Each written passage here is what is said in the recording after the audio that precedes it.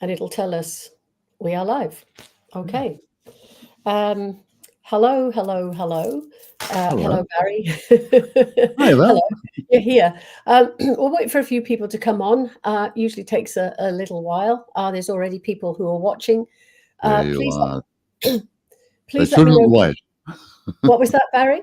I say they shouldn't wait for you. There we are. No, no, it's rather lovely actually. So, Yeah. yeah, so let me know who you are, say hello, and just put your name up, and we will be talking to the lovely Barry Eaton, who I've got on the show this evening. And Barry and I have known each other for a little while, and I was trying to remember. We met first at the Afterlife conference, I believe, Barry. Uh, No, oh, we it was the actually other way around. we met first in Queensland as we were both guests doing a talk at the tea rooms up in the Sunshine Valley, Sunshine Coast. Yeah. And yeah, and you absolutely stunned me with your information. Haha. Uh-huh. We like to do that. I wasn't sure if it was that or the Afterlife conference first, because my head and dates and times are a bit of a blur sometimes. But I do remember. I do remember that Budrum. I think it was the Budrum Tea Budrum, it Room was. It was. with Edgar Winter, Yep. and there were about 45 people all sat down to have afternoon tea. And you talked about your book, I believe. Hmm. Um, and I've forgotten the name of the other chappie now. That's really remiss of me. But he did a talk on finance and things like that. Yeah. And then I did my talk on, well, I actually did a mediumship demonstration, You uh, did. which was lovely because not only were you blown away, and I'm really pleased that you were blown away. um, Absolutely. yeah, but there was a lovely lady there that I brought her, and I remember this, and I don't remember a lot of things, but I remember the lady, and she ended up in tears because I brought her. I think it might have been her son. It was either son or nephew Hmm. who had taken his own life. And she said for years and years, I think it was 20 years previously, and she said she'd been to people, she'd been to all sorts of people to try and get help and relief.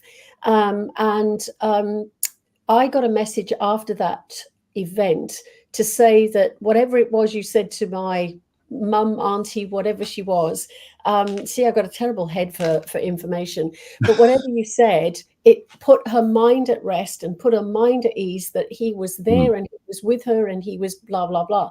Yeah. So it was really lovely. But I know that with yourself, I think it brought tears to your eyes as well, Oh, didn't it? I had to leave the room because the tears were pouring down. I'll just, if you like, I'll just mention what it was, because I had written my first book, Afterlife, and I talked about that as part of my connection from the other side from my partner, Judy, who had passed over in 1997. And Mm. I mentioned how she was the one that told me to, she nagged me until I wrote the book. Oh, Barry, you got to write a book, got to write a book. All right, okay. So I did. And then after I talked about how Afterlife was created and all the various things like that, you came on and connected with her with information that nobody could have known. Nobody in that room could have known except me. Yeah. And I'm sitting there absolutely gobsmacked. And I walked out because it was so personal and so accurate. I had to go outside afterwards, and I just stood outside with tears pouring down my face. So that was my first meeting with you. So it was fairly, very Yeah. dramatic, but Yeah. wonderful. Absolutely. You are wonderful. You really are. And then we worked together on my second book. Anyway, we'll talk about that later if you want. Yeah, thank you. That was, and it was a really lovely event. And as I said, I can't remember because and I only remember about the other lady and the information that I brought through because of the fact that it was followed up by her niece or her daughter telling Yeah. me what had been said. Um, but majority of the time when I connect to spirit, it just goes because I can't Of have all course. that information in my head. But anyway, so I'm going to say hello to a few people. We've got Cameron, a new friend as of today, Cameron, and that's really lovely that you've joined me tonight. Leanne Stockham, Leanne Telfer. No messages tonight. Next week, which is the 4th week, we do messages. So that's next week. Today is my guest, Barry Eaton, who I'm going to talk to in a second. And Leanne. Okay. All right. So we're doing readings next week. So if you want a reading next week, please join me and I will do that. But tonight we have Barry. Barry and I have known each other. Oh, gosh, I can't even remember how many years it is now. Well, it would have been 2011. Oh, I'm glad you remembered. Okay. So that's a fair amount of years, and we've sort of kept in touch and crossed paths. You know, we don't have to be in and out of each other's pockets all the time, but it's really lovely that we can still make those connections and the friendship is still there. Hello, Mandy. So Barry is well known both as, I'm going to read this, a mainstream journalist and broadcaster, and for his internet radio show, Radio Out There. And he is a psychic intuitive. And I think all of those things are pretty commendable. Now, it was funny because last week I said to people, I've got Barry Eaton coming on, and I call you the man with the chocolate voice. And one of my friends was on YouTube, and he said, I remember him on Radio ABC, and you actually had some sort of title like that. Did you know that? Oh, no, I didn't know that. We'll have to ask him if he comes on, because he said it was like the mellow voice or the chocolate voice or whatever. But I always call you the man with the chocolate voice, because when I listen to your voice, I just want to melt. You know, it's just so beautiful. Oh, thank you. Well, you've got such a lovely personality as well, and you've always been very kind and caring to me. But I know that I'm going to show the book. So the first book you wrote was Afterlife. Mm-hmm. Which was about the afterlife, obviously. And then the next book that you wrote is No Goodbyes, which I helped you on just a little bit. You did. You connected me with Judy once again for wonderful information. But it's interesting because I was going through, and I know you've written some other books, and one is The Afterlife Unveiled. No, Past Lives Unveiled. Past Lives Unveiled, sorry. Yeah. And I've got to get a copy of that because I haven't. And I know that you've written a book on cancer as well because of your own journey. And it's interesting because I've had a couple of people on in the last couple of weeks, and it's surprising how many of us have difficulties with our health that we have to deal with. And I think that in some respects, it actually makes us better at what we do. Does that make sense? It does. I think there's also a karmic part of all that as well, that whatever the health is, if we have to look inside to find out just what the link is with our karma and why we're here in this lifetime. Yeah. Oh, I don't want to even go and look at mine. Yes, I don't even want to go there. Anyway, so Afterlife, and I typed in your name and I came up with an interview that you'd done with a gentleman, and you were talking about your past lives. With AJ Parr, yeah. That's it, yes. And I was quite fascinated by that because I know when I was doing my training, mediumship training all those years ago, so it's 30 odd years ago, a friend of mine and myself, we want more. And we were looking and searching for what else can we do? How can we find out more about what our journey has been and what it's going to be? And we came across a gentleman that was in the southeast of England who did past lives. So we went and had past life regression. Oh my goodness me. It was, first of all, going into his place was like going back in time 30 years. It was incredible. And then going through that experience, it was fascinating, absolutely fascinating. I would always advise people, if you're going to do something like that, make sure you go to somebody who is genuine and who is recommended to you. This guy had been on the radio and TV and newspaper articles about him. So that, that for me was an absolute given. But he was a very genuine person as well. So when I read your little blurb or listened to you talking earlier on, I'm going to get you to talk about it. I was fascinated. So let me say a quick hello to Ian Tamplin from the UK, Vicky from up in Newcastle. You should give it a go, Vicky, because past life regression is very interesting indeed. I've had it done a couple of times. So do tell, Barry. All right. Well, to start off with, I also do past life regressions, and Oh, I've been doing them for quite some time, and I've helped so many people because I've been regressed. I started off finding out about myself, and I've worked with groups. I've even taken a whole shipload of people, would you believe, back in a past life regression. So it's a wow. wonderful, wonderful experience. It And is. I've helped so many people to find out, you find out about yourself because we're here as a result of our past lives. I mean, I know that I was a warrior in many of my past lives, and I have come back this time, and I died in the First World War in my last life, and I was told that that is the end of your warrior lives. And this time I can put it all behind me. So I've been able to learn and help other people. But thank heavens, my warrior times are past. Yeah. And to find things out like that is invaluable, really, Val. Yeah, that's amazing. And I found it interesting that when they did my past lives, I'm taking my bracelets off because they're jingle jangling on the desk here. When I did my past lives, I was a man as well as a woman. Oh, all the time, yeah. And that surprised me. But Why? I Why also, would it surprise you? well, yeah, I know. It did at the time, but now I think about it and I think, well, yeah, exactly. Because, Why not? I mean, I was a nun in a previous life. How oh, about wow. that? I can imagine. We Can got that imagine. one out of the system. But in the books, oh, what's he called? Many mansions. Many Oh, many mansions. lives, many mansions. Yeah. Yeah. They talk about, and I loved his books.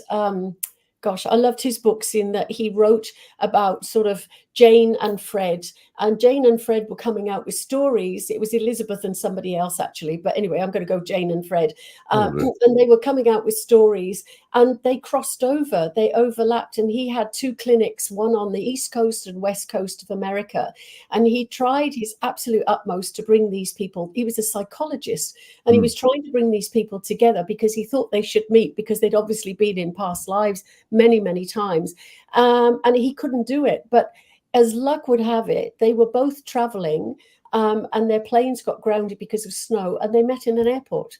And they ended up in a relationship and sort of, got together, and it was all fantastic. But it was also the end of for me, it was like every one of the relationships was disastrous. And the one that they met in this century was a coming together and the peace, putting things at rest. So it was really lovely. But I absolutely love his book, Brian Weiss. I'm trying to think of his book, Brian Weiss. So his books are just amazing. And the one book that talks about this particular story is called Only Love is the Answer. It's only a short book, but the others are very complicated. Quite big, yeah. Yeah, big, complicated, but that was a nice, easy read. I've recommended a lot of people to read that. So we've got Eva from Sweden, Michael from Brisbane. Cameron said he's been looking into having past life regression done. There you go. So at the end, Barry, you can give me your contact details, or well, you put it on the screen now. That's my email address, radiooutthere@gmail.com. there we go. Okay. So if anybody wants to contact me, please go ahead. Yeah. And do you do it online as well, or is it all in person? Yeah. I mean, these days, I do it by Zoom mainly. Okay, there we go. So Cameron, no problem. You can do it with Barry, and it can be done on Zoom. And I vouch for Barry every time. So when you go through those stories and you hear yourself talking about these things that happen, how did it make you feel? Well, it started really for me when I was writing Afterlife, because I was regressed to my last life. And that's always a great lead-in. What was I in my last life? And I was killed on the first day of the Battle of the Somme, July 1st, 1916. I was about 19 years of age, and I was a young kid, and I died on the battlefield on that day. And I then was taken in my regression from that time that I died, and I didn't know I died until my grandmother appeared next to me in the fields of Flanders. And here I'm saying, Gran, what are you doing? What are you doing? Get down, get down. The Germans will see you. Get down. And she just shook her head, smiled at me and said, Oh. I did. And then I suddenly remembered that, hang on, my grandmother died a few years ago. So that means I must be dead too. Yeah. And I realized, and then she took me by the hand and took me in through a 3-pointed star image, and we went down a tunnel, and I was then in the afterlife. And she then took me by the hand and took me back to meet some of my family and friends and whatever. And that is how my journey started. And it was so wonderful to relive that from a very, very, very deep memory. And then to write that, which I have done at great length in my book, Afterlife. And that opened up a whole new world for me as a person. I had regressed other people before that, but I had never really been regressed myself. So wow, that was a real experience. Yeah, yeah. It's funny because you hear people who do regression. I'm going to say hello to Jill Charland, a very old friend of mine from the UK. Victoria Neville, a fantastic student of mine. Lovely to see you all on here. But when I did mine, I'm just trying to think what I was going to say. But when I did mine, I get distracted by people coming on. It was the I was saying about people who they always come back as somebody that was very special and very important and famous. And I think, no, that doesn't really work for me, because, we have that in our subconscious anyway. We know the history of Anne Boleyn and the history of Henry VIII and all the rest of it, and it's going to be there.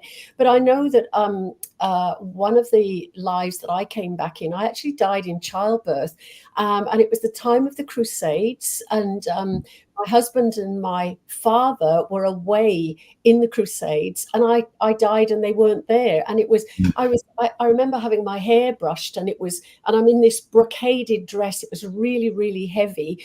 I was being looked after, but I died in childbirth. And one of the other ones, and I've actually got the name and the address of these people written down somewhere. I need to check it up. But I died in, I was a man. And the guy said to me, I want you to stand in front of a mirror and have a look at yourself. And I had these sideburns all the way down my face and this thick head of dark, dark hair.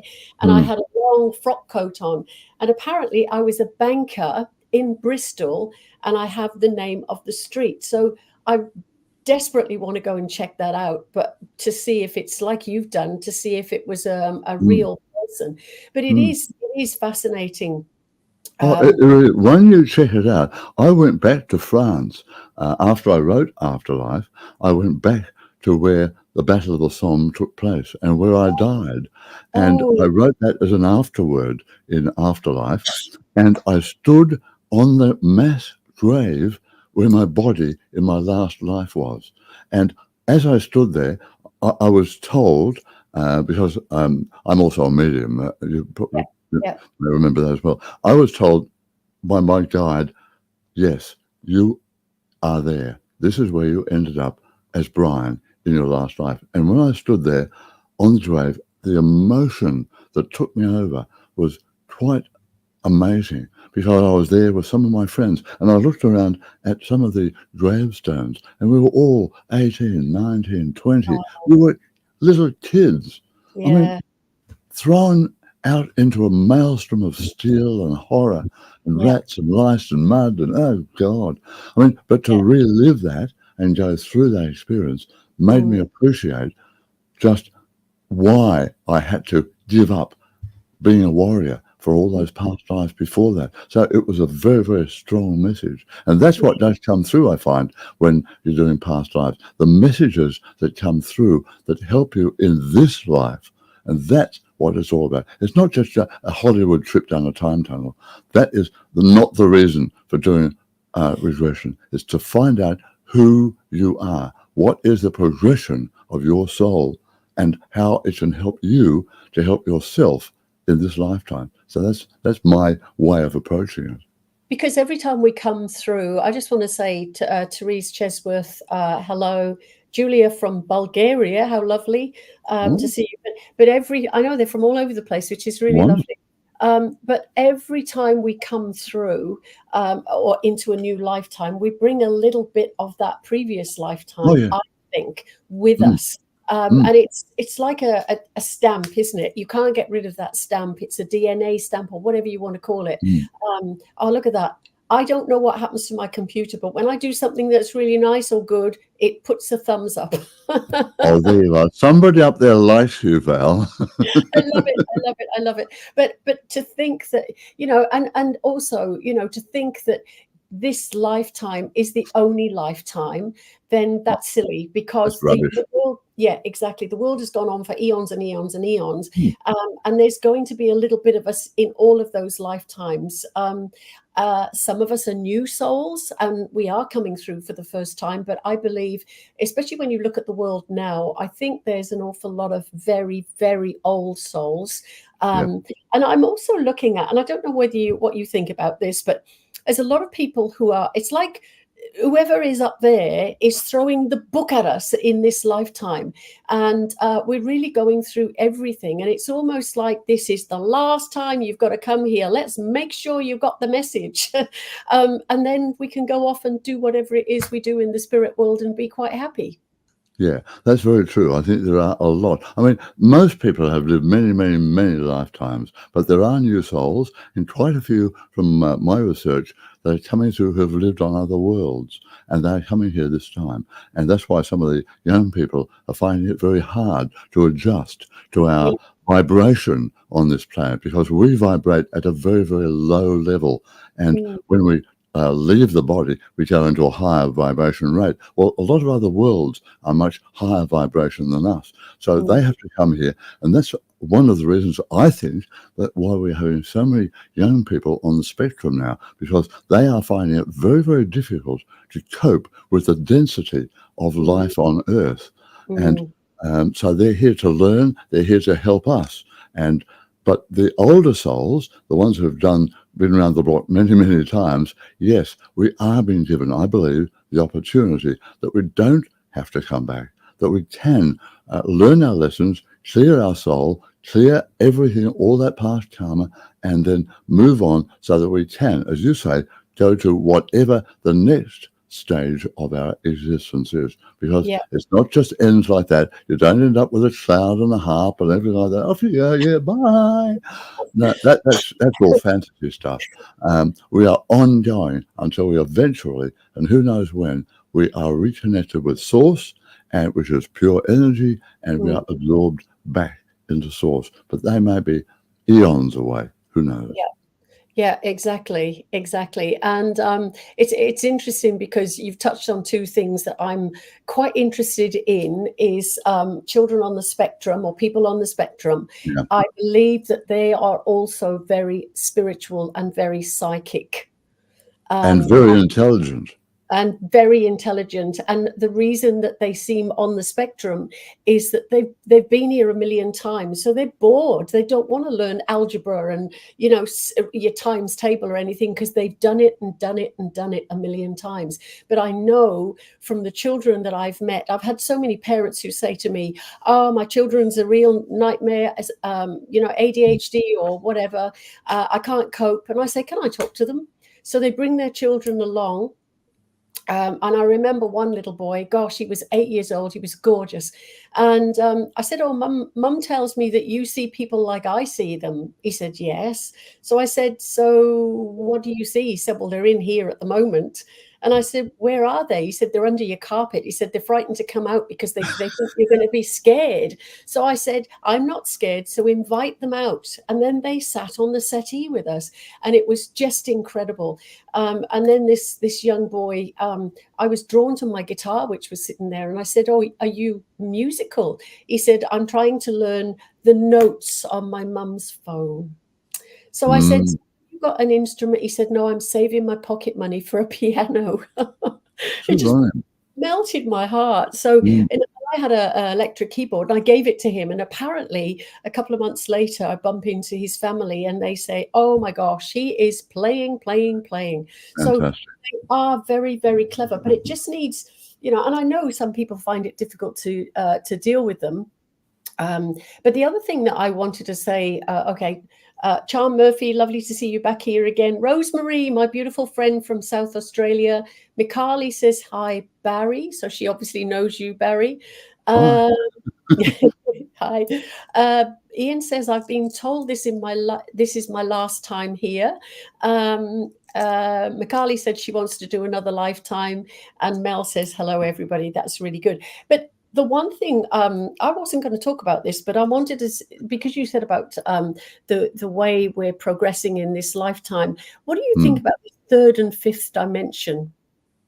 Well, we are third dimension, and that's a very low vibration that I was talking about before. And as we move back into the world of spirit, then we rise in our vibration and we move on to higher dimensions.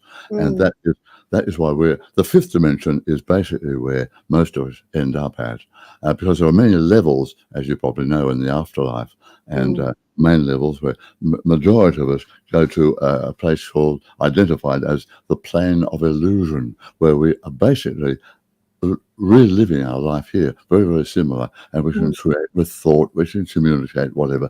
Then we move on to another plane called the plane of idealized form, when our soul has evolved. And that way, we don't have to come back here. We don't have to, and we also lose communication with people on Earth. So if you're finding trouble contacting people on the other side, it's because they've moved on. And there are several levels above this. But there are many, many levels and many spheres within each level. So there's so much we can do on the other side, so many places we can go to. But everybody who comes back here, even those people who may be on the spectrum, they have come back for a reason. And they might be bored, they may well be bored, but they may be brilliant at maths, which means also good at music, very much there. But they have come back to help us and other people around them in some way. So we have to get through that terrible Gen Z, or what they call them, Zers or Zoomers or whatever. And they have to get through that to realize they are here with a purpose. They're very young at the moment. And as they move on and rediscover their purpose, as an astrologer, I can tell you, say, the first Saturn return, about 29 years of age, then things start to emerge after that. So when a lot of these young people on the spectrum reach into their 30s, hopefully things will change for them. They'll have the opportunity to help those around them. So it's all part of the evolution that we're all going through. It's not coincidence. It's not random chance. It's not, it's definitely much part of a story that is unfolding and controlled and helped from the other side. Yeah. And of course, before we come here in this world, we've got some new people on, by the way. So Gail, I've just put Rosemary's name in the healing book, most definitely. And Andrea and Krish, lovely to see you. I've done it again. Brain's gone to sleep. Anyway, it'll come back to me, I'm sure. So with your second book, No Goodbyes. No Goodbyes. That's the one you helped me on tremendously. I was very honoured to be asked to help you with this book. And I didn't have a clue what that was all going to be about, which is Neither interesting. did I when I asked you. But it was interesting because we met in Melbourne, wasn't it? Melbourne, yeah, Melbourne. in my hotel room. But my partner room. Anne was there, so I was so before people start to think about strange things here. No. Yeah. We are just good friends. And Anne went off and did her own thing. She's also an incredible numerologist, isn't Yes, she? and She very did. spiritual, Sorry. highly spiritual. Oh, very, very spiritual. And she did, I never forget, she did my numerology and couldn't believe that my birth name and my name now, which are totally different, were exactly the same number. And she Really? said that that very rarely happens. So, yeah, Mm. I felt very special about that. But Anne is a lovely, lovely lady. But so Anne went off and did whatever it was she was doing. And Barry recorded. I think we were at it for about 3 hours, weren't we? It felt like that, but so I know. much came through, so It much information. It was incredible. And I Mm, remember sort of being in the spirit world and seeing all these most amazing visions. And I'd never done anything like that myself. mm, So I did feel really honored that you asked me to be part of that. And of course, then and also Ezio De Angelis was mm, part of this book as well, who's a very very good much. friend of yours. Mm. So it's really lovely when you can help and collaborate on something with somebody else. I thought that was just incredible. Oh, it Um, was. and I've had a lot of phone calls or emails from people all over the world asking me to do readings because of them reading your book. Sure. Oh, lovely. South That's wonderful. America, North America, all sorts of different places. So Well, you were definitely a wonderful help on that one, and I thank you. It was a long time ago now. It was back in about 2013 or something we did that, because I think the book came out in 2014. So, yeah. But wow, but all the information in that is, it doesn't matter what year it was written, because it's eternal. And that's the most important thing, to know that the information in there stands the test of time. Actually, we know there's no such thing as time on the other side anyway. no, exactly. And you've got a much better memory than me because it was 2014 that the book came out. I wish It I could was. remember things. Do you know, I used to say to my children, they say, "Why can't you remember stuff?" And I said, "Well, I've got so much going on in here, I have to let it go. Otherwise, I think I would just go crazy Mm, because there's so much spiritual stuff going on, and I think I keep in my head what is necessary, and then I can go to a quiz night, and they're asking a most obscure question, but ding, it comes from it somewhere. comes And back. Yeah. where did But, that come from? but it's all there, Val. I am just finishing right now my latest book, which is my memoirs. I've been asked to write my memoirs. And Oh, the more I think about it, the more something happens. I will wake up in the middle of the night, that wonderful time between 2 and 4 when yep, spirit wakes you up and yep, all sorts of stuff. I have these downloads. And my past life, in this lifetime, has come out. And so many events, I think, oh, I don't remember that. Oh, that was good, wasn't it? Wow, how about that? So I wake up, get out of bed, write it all down, and that's how it's all there in our subconscious. Our yeah, soul remembers all of this. And yeah, when it's time to bring it out, I'm sure if you want to write, oh, you've written a book, a wonderful book. I read it, love it. So thank all of you. that information is there.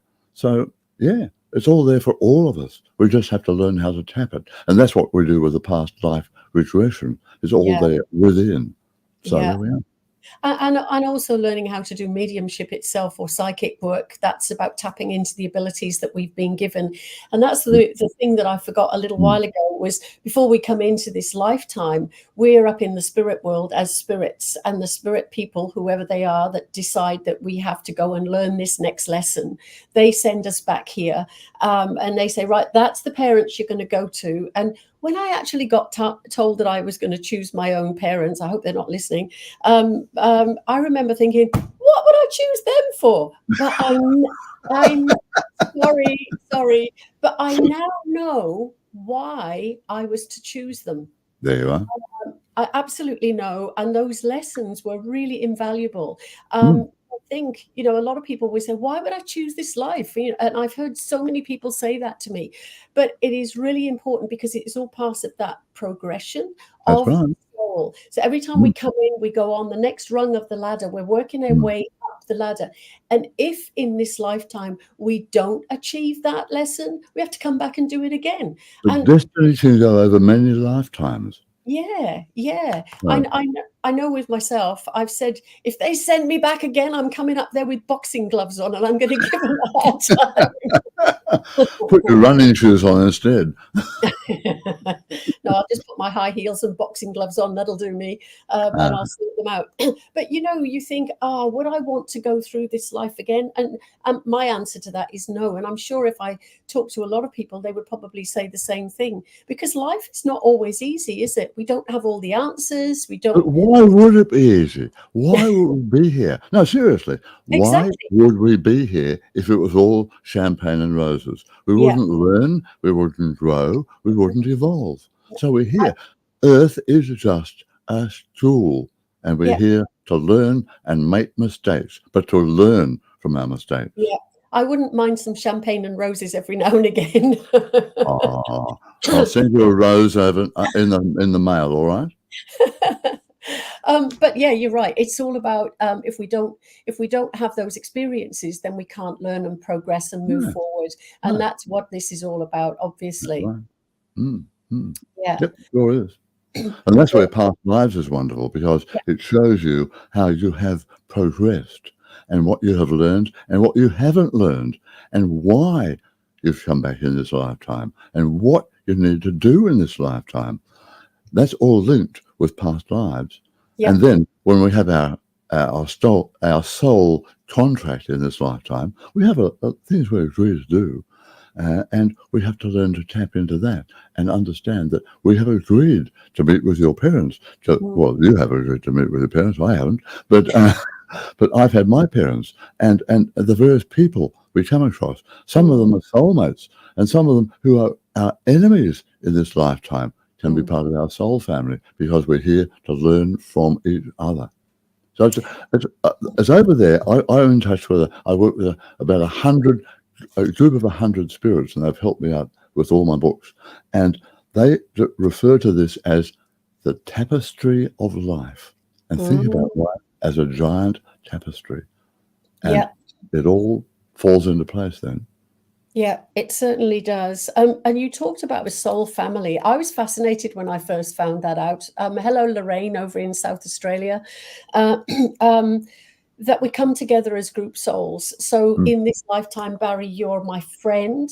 And in a past lifetime, you might have been a boyfriend. You may have been my sister or my mother or Mm. my brother, because the people that you are associated most with are Yep, part of that soul group.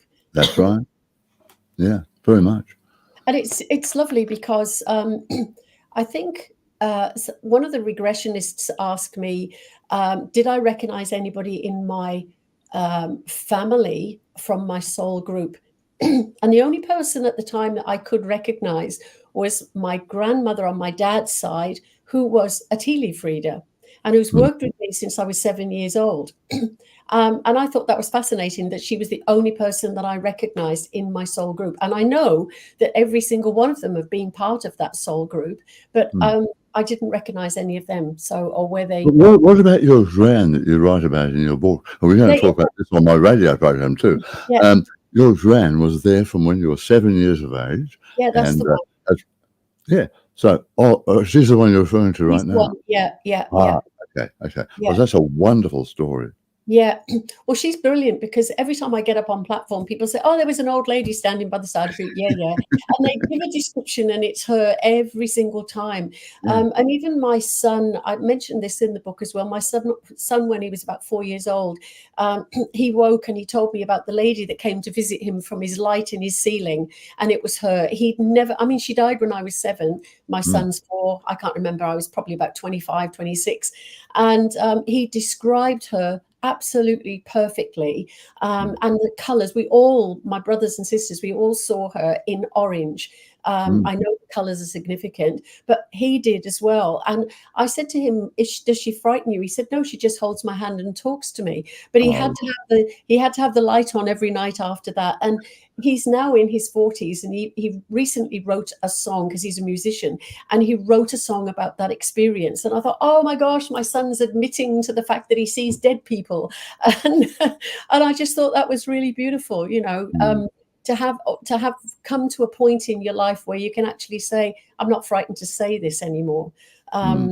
And I know, when I first started seeing spirit and started doing this work, and I don't know if you're the same, but I was really reluctant to say I talk to dead people. And now it's not that I'm being sensationalist or anything, but that's exactly what I do. I talk to dead people, and I'm so. I don't believe you do talk to dead people, because we don't die. Our body dies.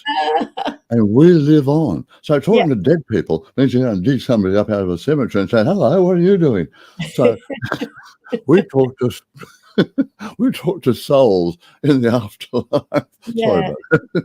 Oh, no, that's all right, because then, and I'm just going to say that we all vibrate at different levels, and they're all in different dimensions. So I'm sitting here like you in a room, and we're surrounded by spirits. Oh, yeah. I know all the time, as soon as I say, "Oh, can I ask somebody to step forward?" instantly the goosebumps go down my arm. And I know that there's lots of people in here. And I know that sometimes I get, okay, what have I missed? I've just seen you as something I'm not doing right, and I'm paying attention. But I think that's just fabulous. I really do. There's a male sitting right behind you over your left shoulder too. Oh, really? Yeah. Just sort of standing in the distance, just having a little look.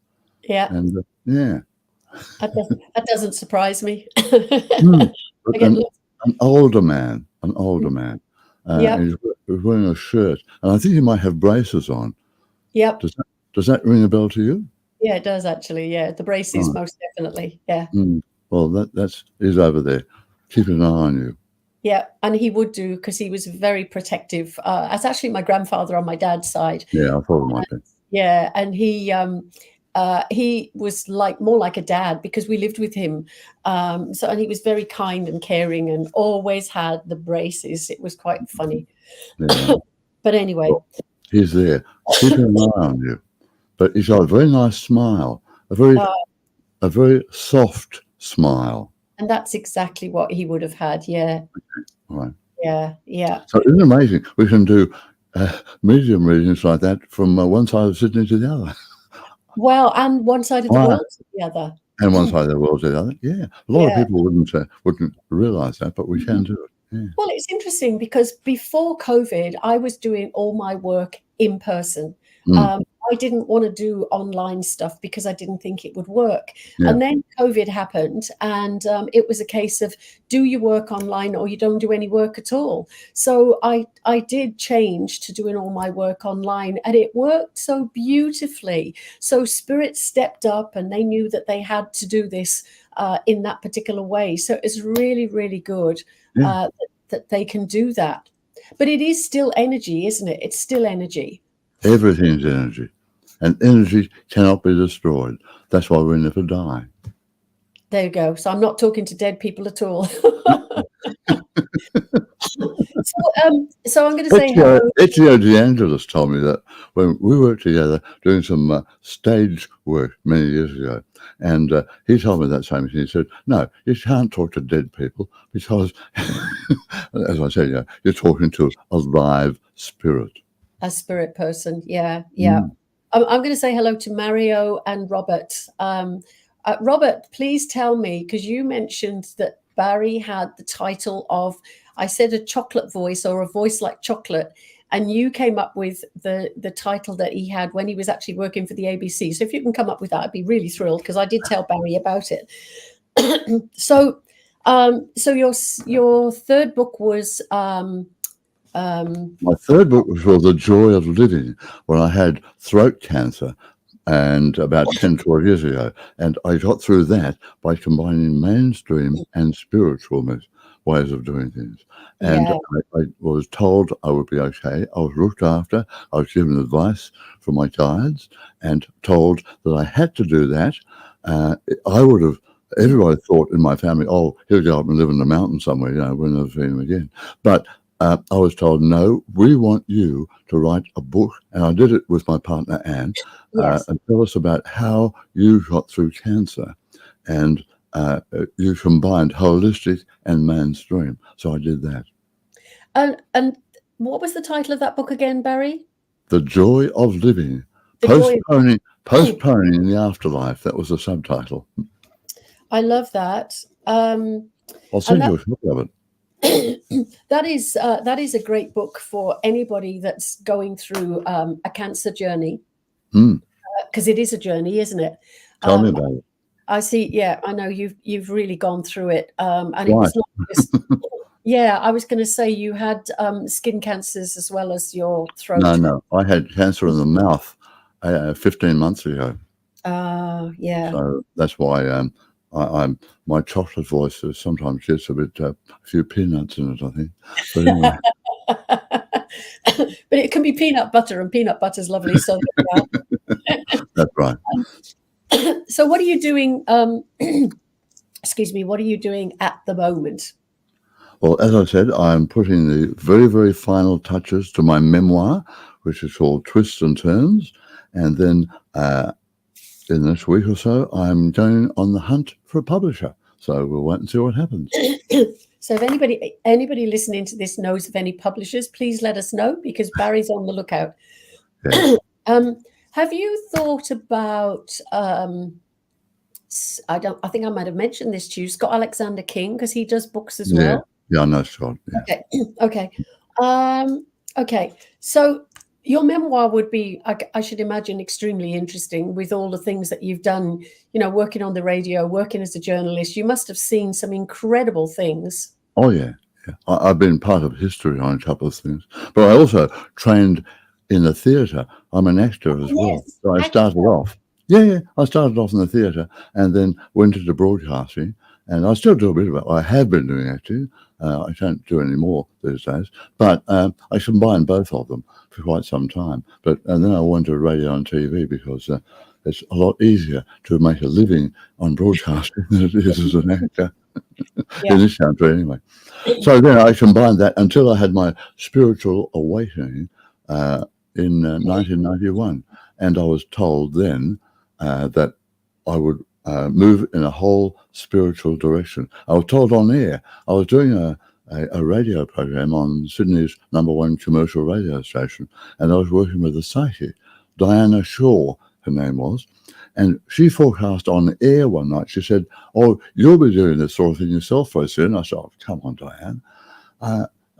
I'm running a PR company at the moment. I'm doing radio shows. I'm working 85 hours a week, and you want me to become a psychic or what?" She said, "Yep, you will." She was right. And she was right. And I think the world is a better place because of the fact that you've done that, Barry, because you've enlightened people, you've opened our eyes to certain things, especially with your beautiful books. And I'm looking forward to I haven't seen The Joy of Living, and I haven't seen your other book, which is Past Lives Unveiled. So we're gonna sort that one out. I have a copy of it here, so that's what it looks like, and it's a hard copy. So but they're all available out there. But I wrote the trilogy because I was told by Spirit that we want to get the information out to take away the fear of so-called dying, and they said, "Don't get your ego in a knot. You're not the only one. You'll be one of many all around the world who will be helping to get the word out to help people take the fear of death away." And that I believe is my mission. And that was what I discovered midway through my life. And that is why I have my memoir now, Twists and Turns, and that will be in 2 parts. The first part, until I discovered my new line in life, my life mission, I believe it to be, and then the second part of how that evolved. So there we are. Yeah. So I've got a thing about famous people. So what famous people did you actually work with in your acting or your? Yeah, you must have done loads of people, Barry. Want a list? Well, not so much acting, but as a broadcaster, I mean, I've interviewed top stars. I've had afternoon tea after interviewing Richard Burton. I had afternoon tea with he and Elizabeth Taylor. And we got to be very good friends. And I've interviewed some wonderful people, top rock and roll artists, top actors, musicians, all sorts of people. So, yeah. And Richard Burton would have had a chocolate voice just like you. Oh, Richard was wonderful. Yeah, well, I interviewed him on the set of Anne of the Thousand Days over at at Hever Castle over in Kent, and he was wonderful. He had a trailer about the size of a 3-bedroom apartment. Yeah. And we sat there and we had this wonderful chat until all of a sudden he looked up and he said, "Well, that's the end of that then, isn't it? Here comes Elizabeth." So Elizabeth walked in the door and took over the whole room. It's interesting because my prayer book here that I take names for healing is actually from Hever Castle, and it's Anne Boleyn's prayer Really? book. And I got it when I was there the last time. And I was looking at some of the costumes that are on display that Richard Burton would have worn in that role. In that movie. There you Yeah. are. Yeah. I was on set with him. And also, yeah. Amazing. There you So, are. How about that? That is synchronicity. yeah, absolutely. Lenny, hello. And Leanne Denham, hello. So it's funny because I was talking the other day about what famous people we've brought through as a medium. And I know that I have brought through 3 times Princess Diana. And I always go, oh, I'm not going to bring famous people through. I was talking about that with the regression. But I said to one of these people, I said, if I didn't know any better, I'd say this was Princess Diana. And she was my friend. So 2 of them had worked with her and one was a very good friend. And then I was going through a really difficult time. And as you can see, my favorite person is Marilyn Monroe. Marilyn Monroe, yeah. Yeah.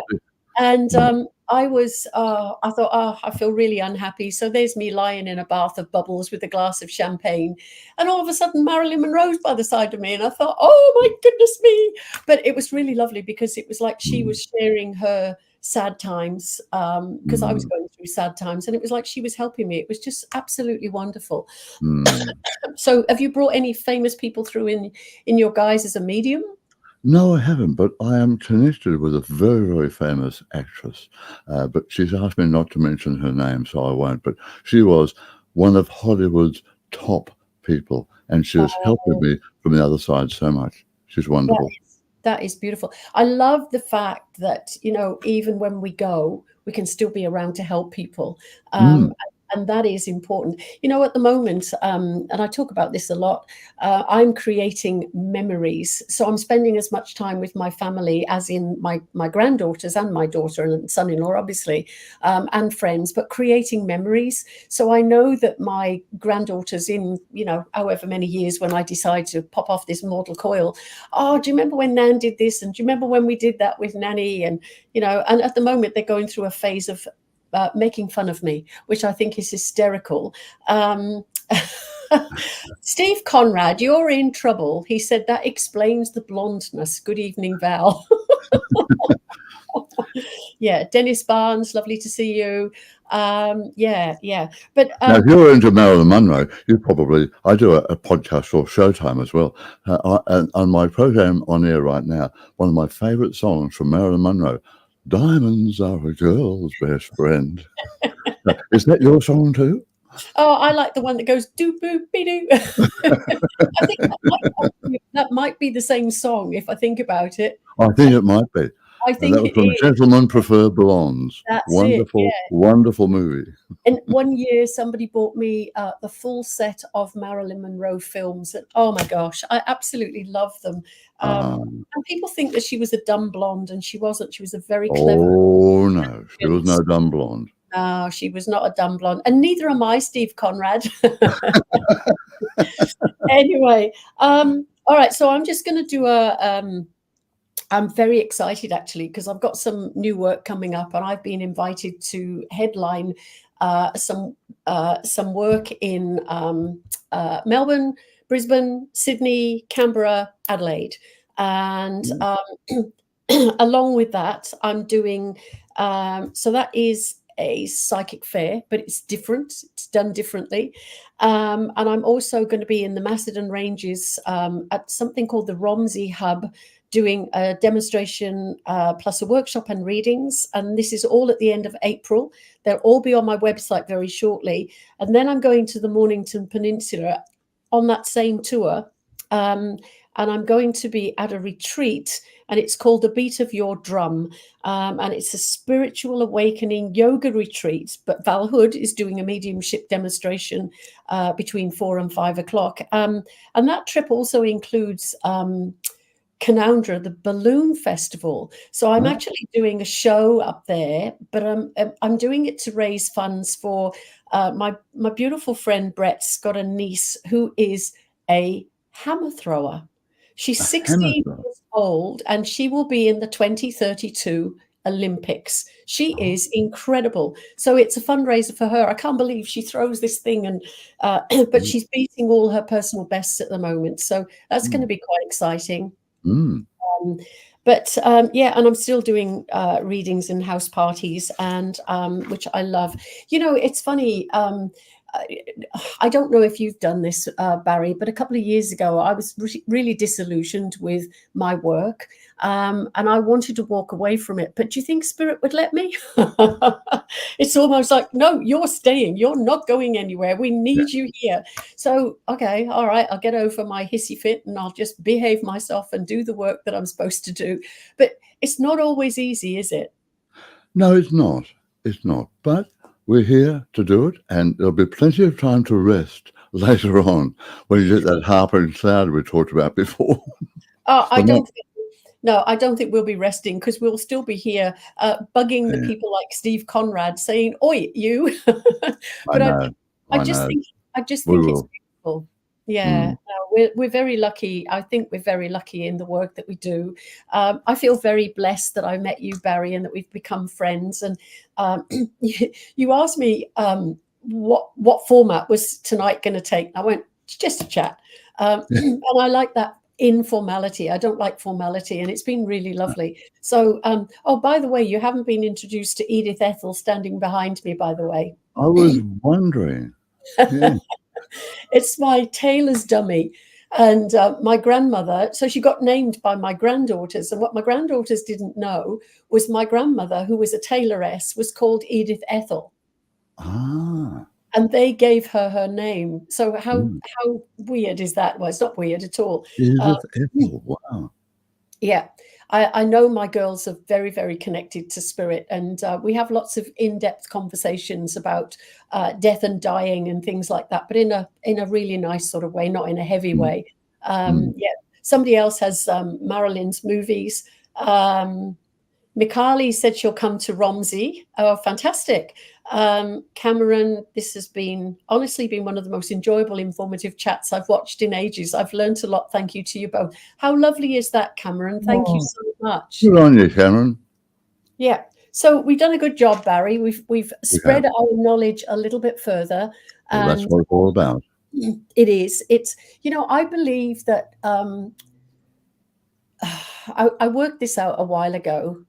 All I have to do is to be the best person that I possibly can, and just do as much work and help as many people as possible. And then when I get over the other side, they'll say, "Coming in, you've done a great job. Thank you very much." Because I don't want them to say, "Go away, you haven't done this properly." They won't do that to you, Val. No way. I hope not. But, it is easier to be nice and kind to people. And you can't always please everybody. That's one of the things that I find the hardest. I want to be able to work with people and help people every step of the way, but that doesn't always work, does it? Unfortunately, there's always somebody.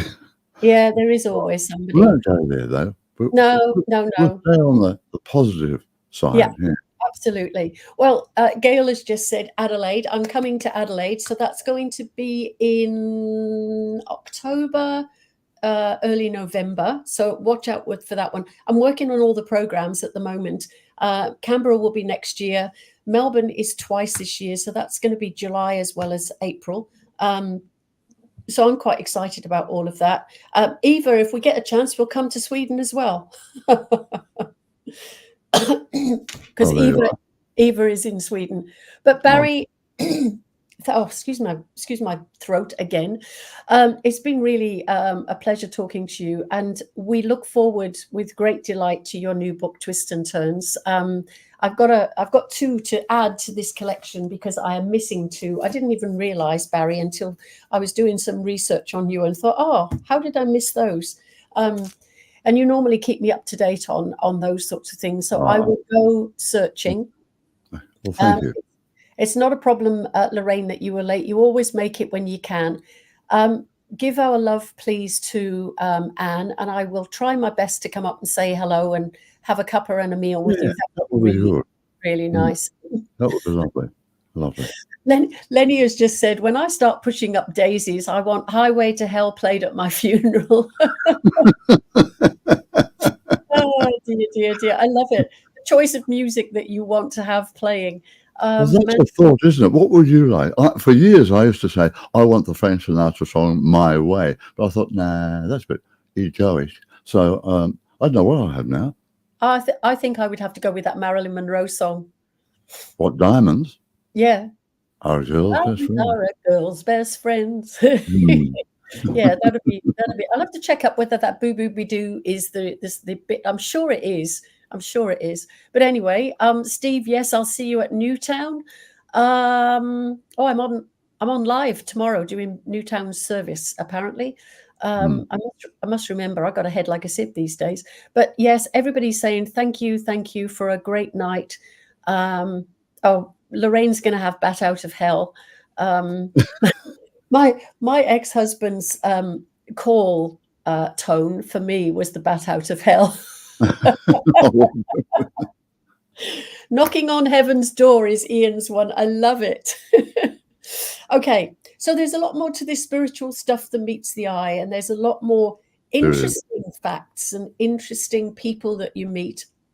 And you know, when you meet somebody like the likes of you, Barry, and then I was able to bring through that brilliant message from Judy. It was just incredible because it blows me away as well as blows you away. So and Robert Wilson, bless you, you're so funny. He wants Over the Rainbow. Well, my one is from a show called Aspects of Love. It's a Andrew Lloyd Webber show, and the song is Love Conquers Everything. Love conquers everything. Boom, boom, boom. That's the one. I remember the guy. I can see his face, and I can't remember his name. Incredible song, so powerful, and it just goes up and up and up. It's just so. It's one of those goosebumpy songs. So the West End, you meant, was Michael Ball, I think. Michael Ball, and he's another Welshman. You see, all these Welsh people, they've got great voices. Yeah, that's right. I hail from Welsh Wales as well, you know. So, it is a lovely song. Michael said, Industrial Disease from Dire Straits. I haven't even heard of that one, Michael. That's an unusual one. Anyway, Barry has such a lovely, calming voice. I love that. Well, thank you. You do. You just melt me. You melt my heart when I listen to you talking. It's just beautiful. And it's not just your voice, your whole persona makes me feel very comfortable and protected, and it's just a beautiful thing. So keep on doing what you do, Barry. Good luck with the memoir. Thank you. And when it comes out, let us know, and I will plug it because all of these books are so great. So again, we've got Afterlife for some of the people that haven't seen Afterlife. That's a bestseller, by the way. Afterlife. I know. You went on to be. I'm not prating it. I'm just saying because I think that shows how people want to find out about the afterlife. Absolutely, they do. Because when they've lost a loved one, they want to know that they're still there. They want to know that there's something more to life than this existence. And I think it's such comfort, closure, peace to so many people, doesn't it? It is really important. Yeah. Anyway. All right. And don't forget, you're going to be my guest. We're going to have a talk this week. It'll go on my program next week. That's Friday week on radiooutthere.com. So. And that will be talking about my book, which your is... book, 5 minutes more. 5 minutes more. Do you know why I called it 5 minutes more? No. Well, I don't know after Because that. when we do mediumship training, the rule of thumb with the Arthur Findlay College, which is where I learned my skills, Me too. is 5. Mm. That's right, 5 to 7 minutes for a reading or a message. Yeah. And so I called the book 5 minutes more, because that's what I do. I give the recipient 5 minutes more to converse with their loved one from the With their spirit loved world. one. That's lovely. Oh, Yeah. wonderful. I'm glad Yeah. you told me that. Yeah, I thought it was a nice idea. It just came to me in a puff of wisdom from spirit one night. So, and Right. it's funny. I know we're going, but this happens to me. 3, 4 o'clock in the morning, I have to have a book by the side of my bed, because I get woken up and I write in the dark, and then I have to decipher it in the morning. But it is absolutely gorgeous to think that they give you that information, and then you can do something with it. That's right. But the energies are the lowest at that time of the morning. That's why right. they can come through to us Well, very easily. I say to people, it's the nearest point that we are to death than in any time, because we're that low in our vibration, aren't we? Or is it high in our vibration? I don't know. Anyway, so Robert has just said, could you possibly have Barry back as your guest again down the track? I'd love to. Thank you, Robert. So when you've got your new book, maybe we can talk about your new book, and Right. we can talk about the other one that I missed as well. So the Joy of Living, I've missed, and what was the other? I've got several of the Joy of Living. Unfortunately, I don't have many past lives, but I'll send you a copy of Joy of Living. That's no problem. Thank you. Thank you. My pleasure. Okay, and we're going to go, but thank you everybody for joining us, and anybody that comes on afterwards, please let me have your names for healing, because I didn't ask and I got too carried away with Barry, but let me have names for healing, and I will put them in my lovely book, don't forget, and the names always get thought of and the healing goes out. So thank you one and all for joining us, and much love to each one, and take care of one another. And I was listening to the book by My Love Story by Tina Turner, and she talks about living in Switzerland and the people there. They talk about togetherness and connectivity, and that is something that is missing a lot of the time in our lives. So connectivity and togetherness, I think that is so important. Anyway, okay, we better go. Very nice. Thank you. Thank you so much. Barry. Thank you. All right. Good night, everyone. Okay. Good night.